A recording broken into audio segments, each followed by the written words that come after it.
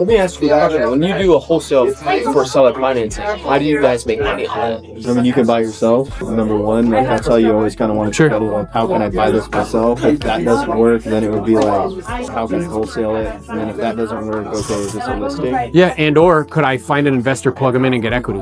You can also sell the note. Put yourself into the deal. Yeah, wedge it. Like, yo, you find somebody who could take it down. I'll do this, but give me 5% equity. Like, you could negotiate a deal with like 3% seller financing, package it all up, and then sell it to an end buyer at 6% interest, and you could be making the spread on the note. There's like a million ways. I think there's like 60 different ways to make money in real estate. Dude, here's the thing. Jose said something on a call when I was talking to him. He was like, yeah, what I realized, because I had him, he's going to speak, and I had him do his numbers. Like, I told him, like, hey, I think it would be dope if you talked about this. And he learned some stuff. But one of the things he learned was that when he had a bunch of telemarketers, he actually, it looked like he was making money, but he wasn't. And then when he pivoted to like PPL, that's when things got profitable and made sense. And what he said is like, dude, the hard part isn't generating the lead. It's actually the easy part. There's all these different ways you could generate it. Turn it on, it's a spigot. Yeah. The hard part is educating yourself on all the different solutions, the exits. Yeah. Is this a sub 2? A wholesale? Is this an ovation? Like, what's the best strategy? And to Abel's point, there's so many different ways to monetize it. That's actually the bottleneck. The more you know. So if you notice when Pace was in the room, bro, he has like these, first of all, I think he's like brilliant, but he also has like these deep reservoirs of knowledge. And there's 3 of them. He'll say to you, like, what do you have? What do you need? And they tell you the deal. He's like, okay, one deep reservoir is all of these different exits, right? Another one is creative, like financing, like money. How do you get money for this thing? The third thing that he has a really deep knowledge on is title. It's like when you present a problem to him, he's pulling from all of these different 3 things and he's like, that's your solution. But he can do it really fast. That's the sauce. So anything you could do to learn solutions, strategies, learn sub 2. So, and if you want to learn, he's the guy. Yeah. Learning wholesale, find a guy and he could perhaps help you with that too, because he does that too. Go to the guy or gal who knows it inside and out. Right. And just either pay to get do whatever you got to do so you can do a data download. Yeah. And suck it out of their brains. Then you become like Pace. You go walk into a normal traditional seller and they present you with like a thing and you're like, okay, well, you know, there's various different ways we could do this. Yeah. We could put on the open market, more than happy to help you there. There are a few other solutions though that may suit your situation best. So I'd like to review them with you. Whatever you decide, I'll support you 100%. You look more professional to them. Way more. More knowledgeable, yeah. Compared to any other. And bro, you become very difficult to compete with. Right. From your buddy who's going up there with a suit and his numbers on his cufflinks and being like, hey, I can sell your house better because I can put it in a, you know what I mean? It's way better, dude. You're gonna crush that guy. Yeah, they're just like thinking like a principal instead of an agent. Like, That's right. Yeah. Like, how can I like buy this? And you're not gonna buy everything you look at. Right. But then like 1 in 100 you might. Yeah. Well, and that's a key distinction. Yeah. Thinking like a principal, not thinking like a salesperson. Right. Yeah. That's a pivot. 100%. Because now the first thing is I'm thinking principal. Second level is salesperson. I kind of feel like I'm going through that right You are right now. And it's weird because you have to like unlearn some stuff. You got to like be unattached to some stuff. Because when you dial something in, money has an addictive quality. And because of that, you get addicted to the way that you receive it. Right. So you get good at something. So you're like, I don't want to mess with this. Right. So it's really uncomfortable To make that switch. And most people, they don't. They just won't do it. Even though they pound on their chest and they do 5K runs and take TRT and present like they're strongmen, when it comes down to it, they will not do it. Because it takes courage. But the good thing is you got to win fast. So then you know it's like, oh, this is legit. When you get quick wins. Yeah. And then for guys like us who are ambitious, you get a quick win. You make 45 grand real quick. You're like, oh, you have my undivided attention. 100%. Yeah. 100%. 100%. Yeah. Once the It's deal. the same way I felt with RevShare, bro. I got to 10 grand a month in 10 months. I'm like, you have my undivided attention. Yeah. Well, it's funny because I joined on a few of Adelia's calls on Friday. She was doing the wholesale stuff. I spoke with you. I did the Ryan thing. And then, like, literally, I was like, all right, you know what? Let's try to make this happen. Yeah. And then, I had the cold calls. I'm like, do cash offer scared. Let's try to do cash offer. yeah, whatever. See what happens. Bro, 30 days. 2 wholesale deals, 3 listings taken. I'm like, all right, you got my attention. Yeah. I should be paying attention. The wire hit. I'm like, all All right. All right, we're good. We're Go, good. yeah. So, What's up, man? How I'm you doing, cutie pie? How was your trip? Good. Wait, I literally knocked out the whole way up. I knew you would. Is that a lion, bro? You see what it says? Ah, you see that? Yeah. Why do you look kind of soft? Does it? I don't know. It looks more like a teddy bear. Is that what it looks like? Okay. I'm excited to be here. Yeah, I'm glad you're here, bro. Yeah, bro, I'm excited. Good for you. I'm not doing MFO. It's Good. next week. I'm like, I've done it so many times, but like, I'm like, I'd rather go here. Bro, I'm telling you. Yeah. Not because for any other reason, then it will stunt your growth and development. Yeah, I agree. Because it's that, I'm telling you, the reason is because that environment, it's not really conducive for like thinking. It's very one-tracked. Right. And in fact, because of that environment, it creates like yes men. So nobody raises their hand and they're like, no. Yeah, I felt that. Like, no. Yeah. That doesn't, no.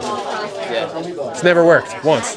Even my coaches, like, I would ask them questions and they'd be like, well, I can't really talk about that because it's outside. Right. And I'm like, I'm paying you guys monthly. Like, not saying the world revolves around me. No. But you got to keep it to what I want. But I think here's what I think is true. So remember, like the great poet Lil Wayne said, it's not what you walk away from, but what you walk away with. So what'd you walk away with? You know how to sell. Right. What you need to do is start thinking like a principal. Right. Yeah. That's a different mental map. It's completely different skills. It's a different thing. So it's good you have that one skill, but you have to keep stacking skills. Does that make sense? Because if you stop, you'll just stop there. And that doesn't suck, but it's not optimal. Right. The goal would be as you go on vacation, deals are being done. And you're not, I still mess with him because he's still doing deals. I'll be like, yo, you're going to, I call it laundry. I'm like, yo, you going to laundromat today? He's like, yeah, bro, I got to go do some laundry today. I'm like, dang, bro, what's that like? We were on a call recently. He's like, yeah, I'm going to do 150 deals this year. I'm like, it's good, bro. It's not 200, but it's pretty good. It's pretty good. One day, maybe. I don't know. You really need to guard this because that's pervasive and it's powerful. It leads to conformity. So here's what happened. First, they laugh at you. Then they call you crazy. Then they'll call you a crook. Like you must be doing something not right. But then you know what they call you for? Advice. All your boys will be like, hey bro, what's that about? You're like, yeah, just come on over to EXP and I'll show you. Partner with me. Nothing like will get their attention more than results. Yeah, because you made a big move, not stepping out of production to just focus on revenue shares. Yeah. That probably was very... I was wildly uncomfortable. Well, there was two things. So one, I had been a good steward at like your guys' age. Not blowing all your money. Yes. I invested a lot of it. I was investing 50% of everything I earned. I had like probably like 12 to 15K in monthly recurring revenue from different sources. So I knew that like I was okay. I still let go of $850,000 a year in income. So that took me a full year because I hit like 40 and you guys are younger, but like at 40 I was like, doing 200 deals is cool until it isn't. Coaching 25 people back to back, bang, bang, bang, bang, bang. Yeah, it's cool until it isn't. And my wife pulled me aside, was like, look, we do well, and that's great, but like I don't see you that much. And I know you're a thoughtful father, and you're there for the vast majority of stuff, but like probably 30% you're not. And what she really said to me was like, hey, if you keep doing this, we'll be friends. I'm not going anywhere, but we'll be friends. And truthfully, that scared the shit out of me.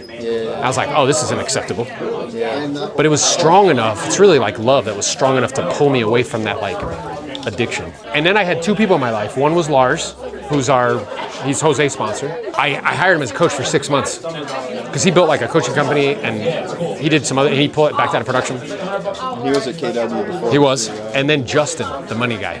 Justin Kramer, he did a talk. Tax guy. Okay, yeah. So he was super helpful because I showed him all the financials and everything we were doing. And what he said to me, and you've heard me say it to a lot of people, he was like, look, dude, is all this right? I'm like, yeah. He's like, there's no debt? I'm like, no. And he's like, well, you have all of the ingredients to make a chocolate cake. But what you keep doing is running back to the grocery store to try to get more ingredients. So basically, you have everything you need. All you have to do is rearrange them. What you need is a chef who could show you how to rearrange them in a different configuration. You have a completely different life. He was totally right. So then I had to undo all of these sacred cows. I went from owning to renting. which is like, what? I mean, you heard me say that from stage. Everybody's like, what? I rented for 4 years, which is like, people are like, that's crazy. Did like an insurance policy with him. I bought a short-term rent. Like, I did all of these different things specifically to optimize for time freedom and location freedom. So once I recognized that, like, hey, I'm at a different stage in life, then I started to think really about leverage, because a lazy mind's answer is just to work harder. More sophisticated mind says, what tools do I have at my disposal that I can learn?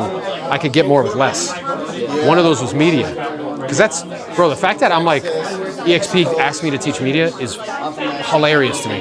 Because I was the guy who used to rail on people for doing media. Like, you're an idiot, what are you doing? That's so dumb.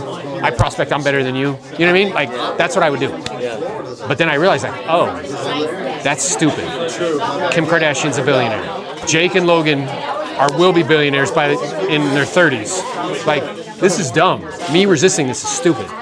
So I learned it and then made that transition. So what did you, when you said you invested, what were you investing in? Yeah, so when I was your age, it was like I was going down the path of like Dave Ramsey. I fully funded retirement accounts. Like 401ks and stuff? Yeah, and tradition, like anything to max out. Any additional, I just put in index funds. Yeah, with Vanguard. Yeah, it's done.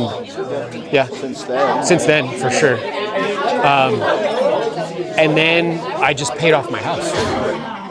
But then, so that was cool. And on paper, I was like a net worth millionaire when I was 30, a couple million, whatever it was.